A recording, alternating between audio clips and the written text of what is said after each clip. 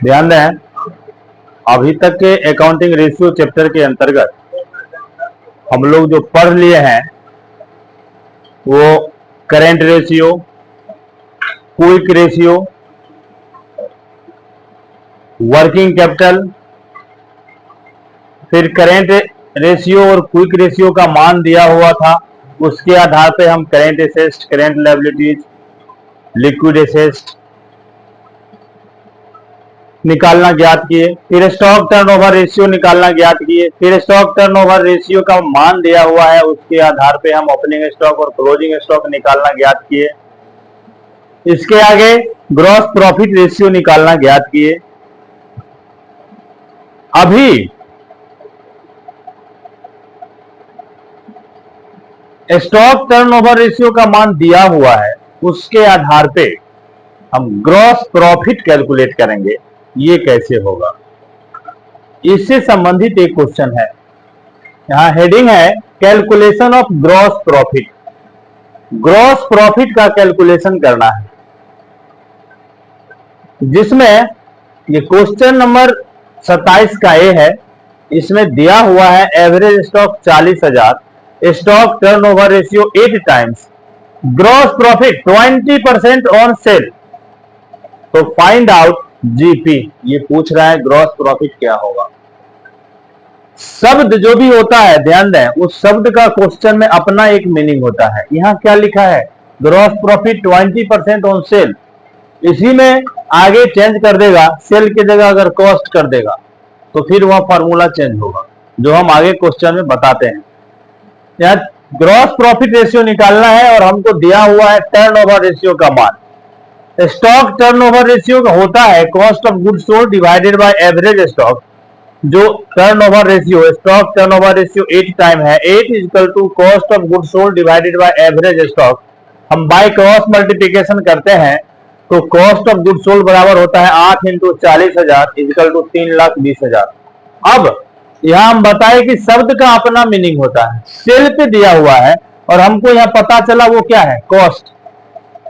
Cell तो नहीं पता है, तो जब सेल पे परसेंटेज निकालने के लिए कहे और मालूम हो कॉस्ट, तो इस स्थिति में हम फॉर्मूला प्रयोग करते हैं gross profit equal to cost value into rate of GP divided by 100 minus rate of GP equal to cost है 3,20,000 इंटू 20 डिवाइडेड बाय 100 माइनस 20।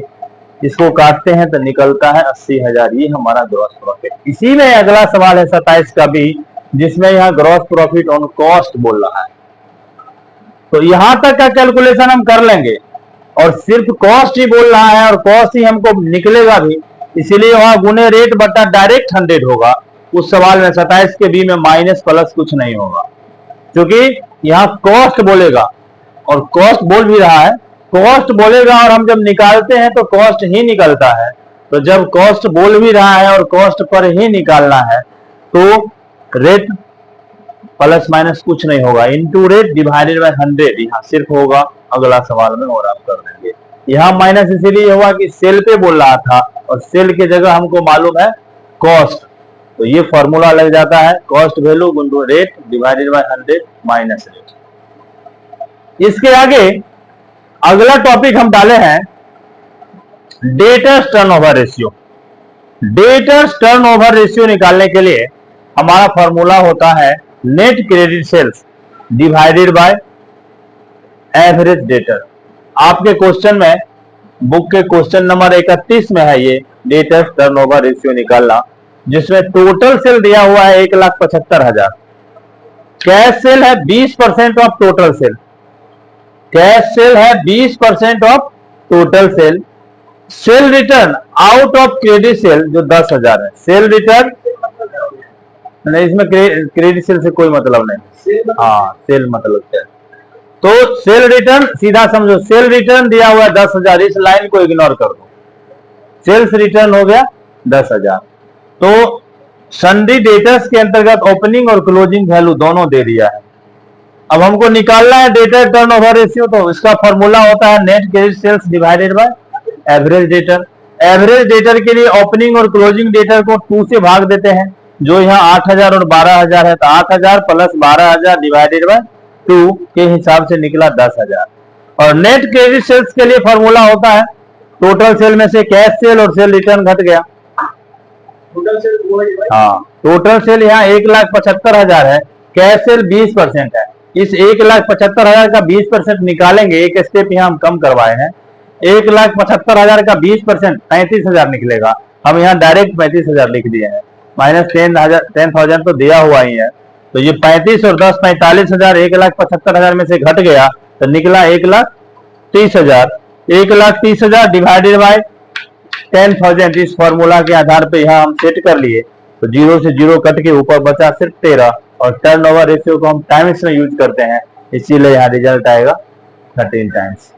ठीक है, अब नेक्स्ट क्वेश्चन ये था डेटर्स टर्नओवर रेशियो। अब है एवरेज कलेक्शन पीरियड और इसके आगे फिर पेबल टर्नओवर रेशियो, फिर एवरेज पेमेंट पीरियड, इसके आगे है वर्किंग कैपिटल टर्नओवर रेशियो, फिर है fix assets turnover ratio, current assets turnover ratio, जो अभी हम बारी बारी से क्वेश्चन करते हैं।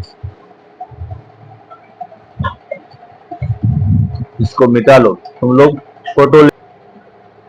एवरेज कलेक्शन पीरियड का क्वेश्चन है, क्वेश्चन नंबर 33। इसमें दो टॉपिक निकालना था, एक डेटर टर्नओवर रेशियो और एक average collection period. Debtor turnover ratio हम पीछे जैसे बनाए हैं वैसे ही इसका ज्ञात होगा। हम सिर्फ एवरेज कलेक्शन पीरियड इसका निकाले हैं। एवरेज कलेक्शन पीरियड निकालने के लिए इस क्वेश्चन में हमारे पास दिया हुआ है नेट क्रेडिट सेल्स, डेटर और बिल्स रिसीवेबल। एक चीज हमेशा याद रखेंगे, जब किसी भी चीज का ओपनिंग और क्लोजिंग दिया हुआ रहता है तब हम उसको एवरेज करते हैं, 2 से भाग देते हैं। जब सिंगल है तो हम 2 से भाग नहीं देते हैं, उसका एवरेज नहीं करते हैं। तो यहाँ पे नेट क्रेडिट सेल्स ऑलरेडी है, इसीलिए इसका कैलकुलेशन अलग से नहीं करना है। कि डेटर और बीआर है, इसीलिए एवरेज डेटर निकालने के लिए डेटर और बीआर को सिर्फ जोड़ा गया, इसको 2 से भाग नहीं दिया गया, क्योंकि ये दोनों सिंगल सिंगल है, दोनों का ओपनिंग और क्लोजिंग इस रूप में नहीं है। अब एवरेज कलेक्शन पीरियड के लिए हमारा फॉर्मूला होता है average debtor divided by net credit sales into 365 से यदि हम सवाल करते हैं तो दिन में आंसर आएगा। 12 साल में 12 महीना होता है, 12 से करेंगे तो आंसर महीना में आएगा। और साल में 52 को सप्ताह होता है, तो 52 से अगर कैलकुलेशन करेंगे तो आंसर सप्ताह में आएगा। किसी में से कोई एक का ही प्रयोग एक सवाल को करते समय आप करेंगे, या तो आप इंटू 365 से करेंगे, या तो 12 से, या तो 52 से, तीनों से नहीं करेंगे। हम यहाँ इसलिए डाले हैं ताकि आप ये समझ सकें कि किसके लिए क्या यूज किया जाएगा। ठीक है, अब यहाँ ध्यान दें, हमारा नेट क्रेडिट सेल्स है 2,70,000 और एवरेज निकला है यहाँ 4,50,000। तो एवरेज कलेक्शन पीरियड के लिए 4,50,000 डिवाइडेड बाय 27 लाख इंटू 365 या 52 या 12, 4,50,000 इस 27 लाख को 6 बार में काटेगा। अब इस 6 से अगर हम 365 से अगर सवाल निकालते हैं तो 60.8 होगा। अगर 52 से निकालते हैं तो 6 इस 52 को 8.5 बार में काटेगा। अगर हम 12 से करते हैं तो 6 इस 12 को 2 बार में काटेगा। और इस तरह से 365 से अगर हम कैलकुलेशन करते हैं तो डे में लिखेंगे, 52 से कैलकुलेशन करते हैं तो सप्ताह यानी वीक में लिखेंगे, और 12 से कैलकुलेशन करते हैं तो मंथ यानी मंथ में लिखेंगे। ये हमारा एवरेज कलेक्शन पीरियड है। आगे क्वेश्चन नंबर 36, इसमें पेबल टर्नओवर रेशियो निकालना है। पेबल टर्नओवर रेशियो के लिए ध्यान दें, अभी अभी हम लोग सवाल किए थे डेटर टर्नओवर रेशियो, जिसमें हम फॉर्मूला प्रयोग किए net credit sales divided by average debtor. यहां पेबल है इसीलिए फॉर्मूला प्रयोग होगा net credit purchase divided by average payable credit purchase. तो पेबल टर्नओवर रेशियो निकालना है, जिसके लिए टोटल परचेज है, कैश परचेज है, परचेज रिटर्न दिया हुआ है, और क्रेडिटर्स और बिल्स पेबल दिया हुआ है। पेबल टर्नओवर रेशियो के लिए net credit purchase divided by average payable. अब हम यहाँ आते हैं नेट क्रेडिट परचेज के लिए total purchase minus cash purchase minus purchase return के अकॉर्डिंग टोटल परचेज 4 लाख है और ये 40,000 और 68,000, ये दोनों 1,08,000 माइनस होगा, ये 2,92,000 बचेगा। एवरेज यहां नहीं होगा, सिर्फ हम जोड़ेंगे क्योंकि इसका भी ओपनिंग और क्लोजिंग नहीं है, सिंगल सिंगल है, तो इस दोनों को जोड़ेंगे तो ये आता है 2,20,000। अब डेटेड टर्नओवर रेशियो बराबर नेट क्रेडिट परचेज अर्थात 2,92,000 डिवाइडेड बाय 2,20,000, जो कट के 1.327 और भी संख्या काटते तो हम आते जाता, इसीलिए यहीं पे रोक के इसको अप्रोक्स 1.33 कर दिया।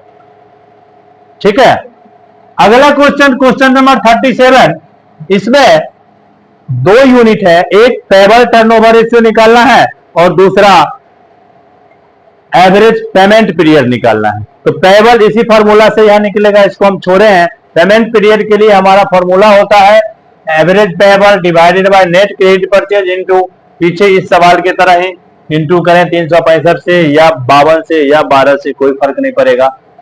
सवाल में टोटल परचेज है, परचेज रिटर्न है और कैश परचेज है, टोटल में से इस दोनों को घटा लेंगे तो नेट क्रेडिट परचेज निकलेगा। और ये दोनों का, क्रेडिटर का और बिल पेबल का ओपनिंग भी है और क्लोजिंग भी है, इसलिए चारों को जोड़ के 2 से भाग दे के हम एवरेज निकाले और फिर एवरेज डेब्ट पेमेंट पीरियड निकालने के लिए ये एवरेज जो 4 लाख निकला divided by net credit purchase into 365 या 52 या 12, ये 4 इस 16 को 4 बार में काटा। अब 4 दिन में अगर हम निकालते हैं तो यहाँ 91.2 आएगा, सप्ताह में निकालते हैं तो 13 आएगा और मंथ में निकालते हैं तो 3 आएगा, जो यहाँ लिख दिए। और कोई भी क्वेश्चन को आप किसी एक रूट से करेंगे। अगला क्वेश्चन है क्वेश्चन नंबर 38। 38 में यही है, डेटा टर्नओवर रेशियो और collection turnover ratio, average collection period, ये सब पीछे सूत्र में अभी हो गया, उसी सूत्र का प्रयोग करके बनाएंगे। 39 वर्किंग कैपिटल टर्नओवर रेशियो कहता है निकालने के लिए। 39 में वर्किंग कैपिटल टर्नओवर रेशियो निकालना है। वर्किंग कैपिटल टर्नओवर रेशियो, इस सवाल को सभी लोग VBI कर लेंगे, ये सबके लिए इंपॉर्टेंट है। और खास करके यहां जो होता है वर्किंग कैपिटल इक्वल टू कौन सा क्या होता है, ये MCQ में हर जगह पूछता है, यहां तक कि कंपटीशन में भी पूछता है। तो नहीं, 38 सेम यही सब चीजें निकालना है, छोड़े हैं। 39 में है working capital turnover ratio equal to cost of sale या सेल, जो चीज क्वेश्चन में दिया हो या फिर आसानी से जिसका भी हम कैलकुलेशन कर सकते हैं, क्वेश्चन बनाते समय उसका प्रयोग करेंगे। फॉर्मूला दोनों होता है, कॉस्ट ऑफ सेल या sale divided by working capital, divided by working capital. ठीक है, वर्किंग कैपिटल के लिए हमारा फॉर्मूला होता है current assets minus current liabilities. ठीक है, इस क्वेश्चन में जो भी चीज दिया हुआ है उसके आधार पे हम करेंट एसेट्स का कैलकुलेशन करते हैं। Current assets equal to cash है 20,000, बिल्स रिसीवेबल है 10,000, सन्ड्री डेटर्स है 50,000, स्टॉक है 40,000। इसको ऐड करते हैं तो करेंट एसेट्स का टोटल हो गया 1,20,000 और करेंट लायबिलिटीज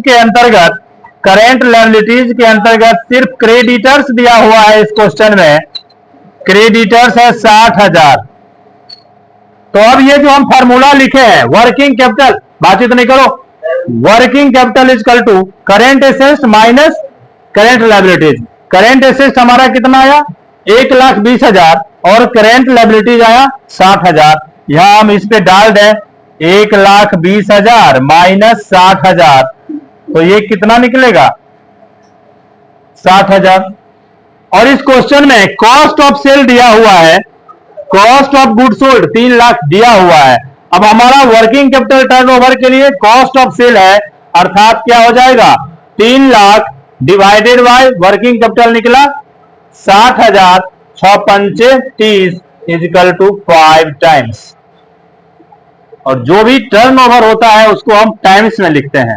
फिर से इसको समझ लें, वर्किंग कैपिटल टर्नओवर रेशियो के लिए हमारा फॉर्मूला है कॉस्ट ऑफ सेल या sale divided by working capital.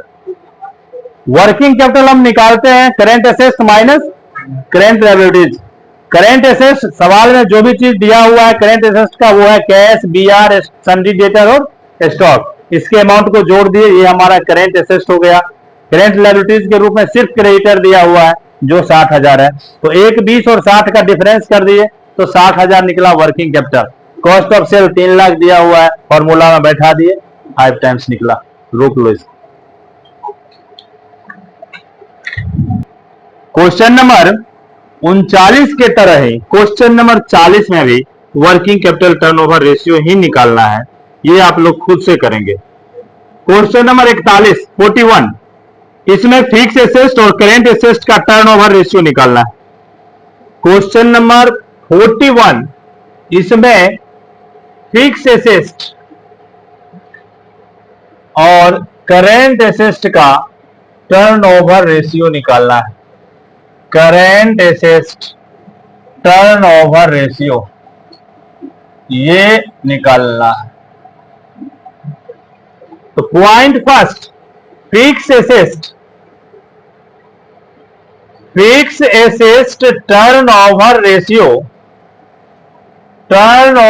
Ratio is equal to cost of sale या sale divided by fix assets.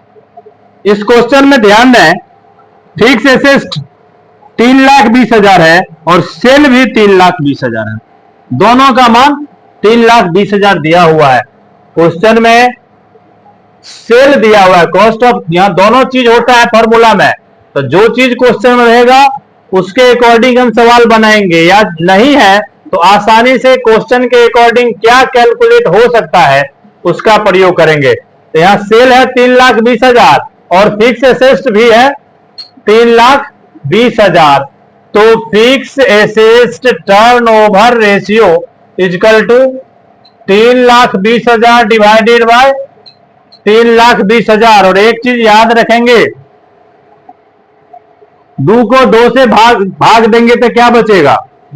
अक्सर लोग कहता है कुछ नहीं, लेकिन 1 बचेगा। समझे? ध्यान रखिएगा, ये लोग अक्सर गलती कर देता है। 2 सेम संख्या को सेम संख्या से काटेंगे तो वो 1 बार में कटेगा, 0 बार में नहीं कटेगा, इसीलिए 0 होगा या कुछ नहीं होगा, 1 बार में कटेगा। तो ये कट के कितना आएगा? 1 टाइम्स। दूसरा चीज, current assets turnover ratio. Current assets turnover ratio is equal to cost of sale या sale divided by current assets. यहां पे सेल तो यही रह जाएगा 3,20,000। करेंट एसेट्स के लिए हम कैलकुलेशन करते हैं, सवाल में दिया हुआ है debtors 1,20,000, BR bills receivable 40,000, cash at bank 50,000, stock 46,000। इस सबको आप अगर जोड़ लें, 4 2 6 5 11 4 15 1 1 2 2,56,000। करेंट एसेट्स हुआ 2,56,000। तो करेंट एसेट्स टर्नओवर रेशियो बराबर सेल का मान जो पहला पॉइंट में 3,20 है वही यहां भी रहेगा, डिवाइडेड बाय करेंट एसेट्स निकला 2,56,000। इसको आपस में काटेंगे तो 1.1, ये 1.25 टाइम्स ये कैलकुलेशन होके आएगा।